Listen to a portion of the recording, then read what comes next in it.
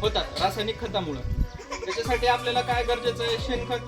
सगळ्यात जास्त आपल्याकडे शेणखतच आहे. दुसऱ्या पण निविष्ठा असतात, पण ते खूप कमी प्रमाणामध्ये असतात. पण आपल्याकडे अजून सुद्धा गुरंढोरं पाळण्याची पद्धत आहे, बरोबर. त्याच्यासाठी आपल्या शेतामध्ये सगळ्यांकडे थोडंफार का होईना शेणखत असतं आपल्याकडे. पण आपलं शेणखत कसं 2-2 वर्ष कुजत नाही, बरोबर. त्याचा आपल्याला व्यवस्थित वापर करता येत नाही. शेतामध्ये टाकून सुद्धा त्याचा चांगला जमिनीसाठी उपयोग होत नाही. मग ते शास्त्रीय पद्धत काय हेच आपण आता इथं शिकणार आहोत. दुसरी गोष्ट म्हणजे शेणखत जे असतं ते फक्त आपल्या जमिनीला काही अन्नद्रव्य मिळवून देतं का? फक्त नाही. जमिनीचा जर पीएच खराब झाला असेल, बरोबर, पीएच म्हणजे सामू, बरोबर, तर ते काय करतं, दुरुस्त करण्याचं काम सुद्धा करतं. आपल्या जमिनीमधला सगळ्यात जास्त महत्वाचा घटक कोणता असतो? सेंद्रिय कर्ब. ते वाढवण्याचं काम सुद्धा करतं. जमिनीमध्ये जे सूक्ष्मजीव असतात त्यांचं प्रमाण सुद्धा वाढवतं, बरोबर. हे सगळ्या गोष्टी वाढवल्यामुळे हे काय, एक चांगला परिपूर्ण खुराक आहे. परिपूर्ण खुराक म्हणतो ना आपण, पैलवानाला कसं परिपूर्ण खुराक देत असतो, बरोबर. पैलवानाला फक्त चपाती भात देत असतो का आपण? काजू बदाम पण देत असतो. काजू बदाम, दूध, हे सगळ्या गोष्टी काय म्हणजे हे शेणखत आहे जमिनीसाठी, बरोबर. मग शेणखत बनवण्याच्या 3 पद्धती आहेत. एक ढिगारा पद्धत, आपण त्या पद्धत वापरतो सर्रासपणे. दुसरी म्हणजे खड्डा खंदून आपण काय करतो, त्याच्यामध्ये शेणखत तयार करतो. हे 2 पद्धती शेतकरी सर्रासपणे वापरतो, बरोबर. तिसरी एक पद्धत आहे नाडेप पद्धत म्हणतो आपण ह्याला. नाडेप पद्धत जी आहे थोडीशी काय शास्त्रीय ह्याच्यासाठी. कारण काय करतो आपण, ज्यावेळेस ढीग करतो शेणखताचा, तर खालचं शेणखत जे असतं, खालचं खत जसं तसं घुसतं का? ते नाही, त्याच्यामध्ये धूर निघतो बघा, गरम वाफा निघतो. म्हणजे जसं तसं आहे, घुसलेलं नाही. आणि आपण किती दिवस ठेवतो, 1 वर्ष 2 वर्ष ठेवतो, तरीही कुजत नाही. आम्ही 3 महिन्यामध्ये पूर्णपणे, तुम्हाला 3 महिन्यानंतर लक्षातही येणार नाही हे शेणखत आहे का गांडूळ खत आहे. एवढं आपण एकदम चहापत्तीसारखं खत तयार होतं. का बरं होतं? कारण बघा हे स्ट्रक्चर बनवलेले, त्याला खालून छिद्र वगैरे पाडलेले. हे छिद्र कशासाठी पाडलेले? तर काही जीव असतात बघा, ऑक्सिजन त्यांना असला तर चांगल्या पद्धतीने ते काम करतात. जसं की आपल्याला ऑक्सिजन असला तर आपण 2-3 मिनिट जिवंत राहू जास्तीत जास्त, त्याच्यानंतर, बरोबर आहे का? आता ते एक स्ट्रक्चर बनवलेलं आपण, ते पूर्ण पॉलिथिन झाकलेलं आहे. त्याच्यामध्ये जे ऑक्सिजन नसताना जिवंत राहणारे जीवाणू आहेत ते चांगल्या पद्धतीने काम करतात. त्याचा एक वेगळा पार्ट आहे. पण आपल्याला ऑक्सिजन असणारे जीवाणू ह्याच्यामध्ये जास्त प्रमाणामध्ये वाढवायला पाहिजे. कारण ते काय करतात, त्याला पूर्णपणे विघटित करण्याचं काम करतात, बरोबर. आता जे रेशीमचे शेतकरी आहेत, जे आमच्यासोबत जुडणार आहेत, त्यांना आपण काय करणार आहोत, एक वर्मी बेड देणार आहोत. जे तुम्ही नक्षत्र गार्डन समोर, बिल्डिंगच्या समोर आहे बघा, त्याच्यामध्ये आम्ही भाजीपाला लागवड केलेली आहे, बघितलं असेल तुम्ही. तसे बेड तुम्हाला आम्ही देणार आहोत. तिथं गेल्यानंतर सुद्धा तुम्हाला जागोजागी तसे बेड तुम्हाला दिसतील. त्याच्यामध्ये तुम्ही गांडूळ खत तयार करा किंवा अशा पद्धतीने सुद्धा खत तयार करू शकता. त्याला प्लास्टिकची जरी बॅग असली तरी असे छिद्र त्याला पाडलेले आहेत हवेसाठी, ठीक आहे. शक्य झालं तर गांडूळ खत तयार करा त्याच्यामध्ये, नाही शक्य झालं तर शेणखत तरी कमीत कमी अशा पद्धतीने तयार करा, ठीक आहे. मग ह्याला आम्ही काय करतो, अशा पद्धतीने शेणखत तर तयार करतोच. आता हे स्ट्रक्चर बनवणं शेतकऱ्यांना शक्य आहे का? नाही, खर्चिक आहे थोडं. पण याच्यामध्ये आपण कमी दिवसामध्ये शेणखत चांगल्या पद्धतीने बनवण्यासाठी डिकम्पोजरचा वापर करणं खूप गरजेचं आहे. तर डिकम्पोजर म्हणजे काय? तर डिकम्पोजर म्हणजे त्याच्यामध्ये सूक्ष्मजीव असतात. ते काय करतात, पटकन त्याला विघटित करण्याचं काम करतात, बरोबर. मग डिकम्पोजर म्हणून आम्ही काय वापरतो, तर कमी खर्चाचा आपला गोकृपामृत, ठीक आहे. मार्केटमध्ये डिकम्पोजर आहेत, खूप सारे डिकम्पोजर आहेत मार्केटमध्ये. 400-500 रुपये, 350 रुपयापासून चालू आहे, ठीक आहे. वेगवेगळ्या कंपनीचे येतात. पण हे डिकम्पोजर आपल्याला कुठेतरी काय करावं लागतं, पैसे जास्त द्यावं लागतं. आणि शेणखतासाठी आपल्याला पैसे देऊ वाटतं का? वाटत नाही. त्याच्यासाठी आपल्याकडे एकदम फ्री ऑफ कॉस्ट मध्ये 0 रुपयामध्ये तयार होणारा, आपल्या घरी तयार होणारा गोकृपामृतम आहे. त्याच्यामध्ये 54 वेगवेगळ्या पद्धतीचे जीवाणू आहेत. फक्त हे डिकम्पोजर म्हणूनच नाही, बरोबर. वेगवेगळे त्याचे उपयोग आहेत, ते पण मी तुम्हाला सांगणार आहे. पण ह्याच्यावरती आपण कसा उपयोग करतो, एक 7 ते 8 दिवसाला आपण ह्याच्यावरती पूर्णपणे हे काय करतो, गोकृपामृतम भिजवून घेतो.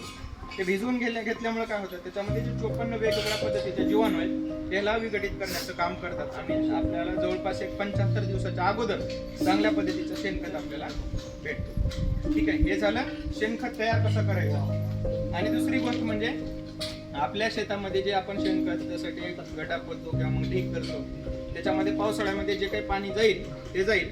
आपला हिवाळाही रिकामा आणि उन्हाळाही रिकामा. मग एक गोष्ट लक्षात घ्या, आपली एक भाकर असते बघा, बरोबर. उन्हाळ्यामध्ये भाकर जर ठेवली तर ते तसंच वाळून जाते, बरोबर. त्याला बुरा वगैरे येतो का? नाही. त्याच्यावरती बुरशी वगैरे वाढत नाही. तेच पावसाळ्यामध्ये ठेवले तर बुरशी वाढते. का बरं? कारण पाण्याचं प्रमाण त्याच्यामध्ये व्यवस्थित आहे. म्हणजे भिजवलेली भाकर लगेच बुरा येतो, त्याचा वास येतो. आपल्यालाही हे काय करायचंय, कुजवायचंय थोडक्यामध्ये, बरोबर. तर कुजवण्यासाठी आपल्याला त्याच्यामध्ये पाण्याचं प्रमाण व्यवस्थित मेंटेन ठेवणं गरजेचं आहे. पाण्याचं प्रमाण जर नसेल, एकदम कोरडा असेल तर ते कुजल का व्यवस्थित? कुजणार नाही. त्याच्यामध्ये जीवाणूचं प्रमाण वाढणार आहे. त्याच्यासाठी आपल्याला थोडं का होईना त्याच्यामध्ये 1 महिन्यामधून एखादी वेळेस तरी त्याच्यामध्ये पाणी सोडून व्यवस्थित त्याला त्याच्यामध्ये ओलावा राहणं गरजेचं आहे. 2 गोष्टी, एक डिकम्पोजर आणि एक पाण्याचा एक शिडकाव करणं त्याच्यावरती, 2 गोष्टी गरजेच्या आहेत. त्याच्यानंतर गोकृपाबद्दल आपण गोकृपाची तर आम्ही जवळपास प्रत्येक आठवड्याला इथं 10,000 लिटर गोकृपा बनवतो. एवढा जास्त का बनवतो? आता तरी आम्ही खूप साऱ्या म्हणजे दुसऱ्या वेगवेगळ्या कंपनीच्या आपण निविष्ठा रूम वगैरे बघितलो काल, बरोबर.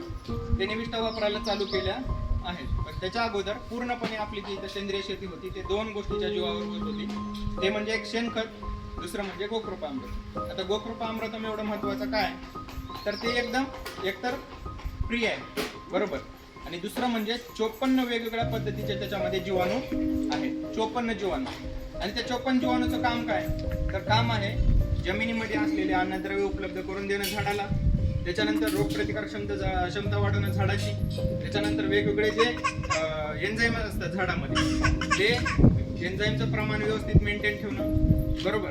त्याच्यानंतर मातीची गुणवत्ता वाढवणं म्हणजे त्याच्यामध्ये सेंद्रिय खताचं प्रमाण वाढवणं, pH ला बॅलन्स करणं, हे सगळ्या गोष्टी गोकृपाच्या जीवाणू करतात. ठीक आहे. त्याच्यामध्ये झिंक सोल्युबलायझिंग बॅक्टेरिया, पीकेबी आहे, नायट्रोजन फिक्सिंग बॅक्टेरिया, खूप वेगवेगळ्या पद्धतीचे खूप 54 म्हणल्यानंतर तुम्ही लक्षात घ्या. आणि हे पूर्णपणे आम्ही लॅबमध्ये टेस्ट केलेलं आहे. त्याच्या 26,000 रुपयाच्या 2 पुण्याला टेस्ट करून आणले. तसं जे बनवणारे आहेत हे गोकृपा त्यांनी म्हणतात की 72 जीवाणू आहेत, पण आपल्याला सापडले त्याच्यामध्ये 54 जीवाणू. तर आम्ही 54 सांगतो कारण आम्हाला तेवढे सापडले. ठीक आहे. हे 72 म्हणले म्हणून त्यांच्यावर विश्वास ठेवला का? नाही. आपण स्वतः त्याची क्लिनिकली टेस्ट केली, त्याच्यानंतरच शेतकऱ्यांना रिकमेंड करतो. आपण सुद्धा वापरतो. तिथं पंप हाऊसमध्ये आपण बघू शकतो किती लिटर आपला गोकृपा बनतो. ठीक आहे. अशा पद्धतीचं आहे. मग हे बनवायचं कसं? 200 लिटरचं बॅलर घ्यायचं, त्याच्यामध्ये 200 लिटर पाणी टाकायचं, 2 किलो गुळ. जर काळा गुळ भेटला, गावरान गुळ तर एकदम नंबर आहे. नसल भेटत तर आपलं नॉर्मल गुळ पण चालतो. ठीक आहे. आणि 2 लिटर ताक. तर गुळ किती घ्यायचं? 2 किलो गुळ. 200 लिटर पाण्याला 2 किलो गुळ, 2 लिटर ताक. गुळाऐवजी आपण आपल्या घराचा उसाचा रस पाक केला तर ते पण चालतो. पण उसाच्या रसाचं काय होतं, रस डिकम्पोज व्हायला चालू होतो. म्हणजे बघा तुम्ही, रस काय होतं, एक 7-8 घंट्यानंतर रस पिऊ नाही म्हणतात, वीक होतं म्हणतात, बरोबर. माणूस मरतो सुद्धा रस पिल्यानंतर. त्यासाठी गुळ काय असतो, गुळ खराब होत नाही. महिन्याच्या महिने आपण ठेवतो, वर्षभर ठेवतो, गुळ खराब होत नाही. त्याच्यामुळे गुळच वापरायचं. सगळ्याला मिक्स करायचं का? हा.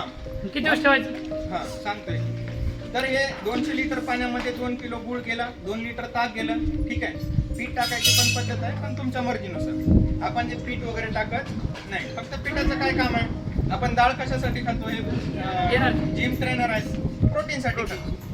कधी कधी काय होतं, जीवाणूला सुद्धा प्रोटीनची गरज असते, कार्बोहायड्रेटची गरज असते. ठीक आहे. तर त्याच्यासाठी आपण काय करू शकतो, डाळ टाकू शकतो, पण त्याची गरज नाही टाकायची, कारण आपल्या ताकामध्ये प्रोटीन असतं काही प्रमाणात. ठीक आहे. तर हे वापरल्यानंतर आपल्याला हे 7 ते 8 दिवसामध्ये वापरायचंय. 7 ते 8 दिवसामध्ये का बरं वापरायचंय? कारण काय होतं, जीवाणू जे असतात त्यांची संख्या असं वाढत जाते. म्हणजे सुरुवातीला त्यांची संख्या कमी होते, 5-6व्या दिवशी अशी त्यांची संख्या हायस्ट जाते.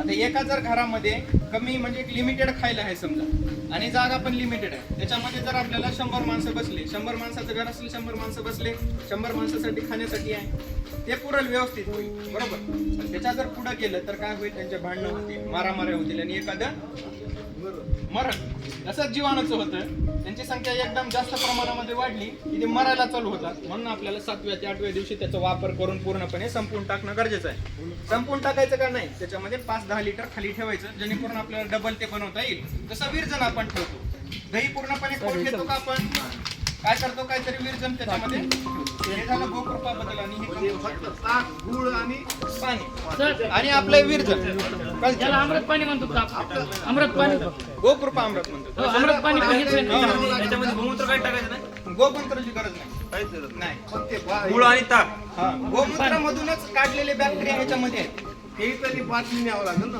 हा हे ती बॉटल घेऊन जायची गोकुप्रामण किती टाकायचं आहे का 200 1 लिटर टाकलं अर्धा लिटर 1 लिटर फक्त ते विरजन म्हणून टाकायचं विरजन किती टाकतो अर्धा नसलं तरी लिटर. जमत असेल नसलं तरी स्टार्टिंगला नाही, बॅक्टेरिया नाही, तयार ते व्हायचे पाहिजे. हे तुम्हाला घेऊन जाणं गरजेचंच आहे कारण विरजन नसेल तर दही कसं तयार होईल दुधामध्ये विरजन टाकलं होय सर ते तरच काढून घेतलं डबल टाकण्याची तेवढंच होतंय का ते हा 200 लिटर पाणी टाकायचं खाली 2 किलो गुळ आणि 2 लिटर ताक टाकायचं. हे झाली हे किती टाकायचं मग त्याच्यात विरजन 1 लिटर टाकायचं ठेवायचे ते पहिले काढायचं नाही सगळं आले नाही आणि समजा 7 दिवसाला वापरायचं आणि ते विरजन बी आपल्याला लगेच त्याच्यामध्ये पाणी मिक्स करणं ते त्याला आड देणं गरजेचं करतच राहायचं का आहे. करत राहायचं गिऱ्या चालू ठेवायची हा. कारण त्याच्यामध्ये थांबवायचं नाही. मरून जातं आणि जर थांबलं तर थांबलं तर जीवाणू मरतात दुसरं काय पूर्णला पूर्ण हा. मग ते गोकुप्रामण ठेवायचं आपल्याकडे 1 लिटर मग नंतर जाऊन तो टाकून नाही ना पण ते 7 दिवसाला पुढे जमत नाही ना.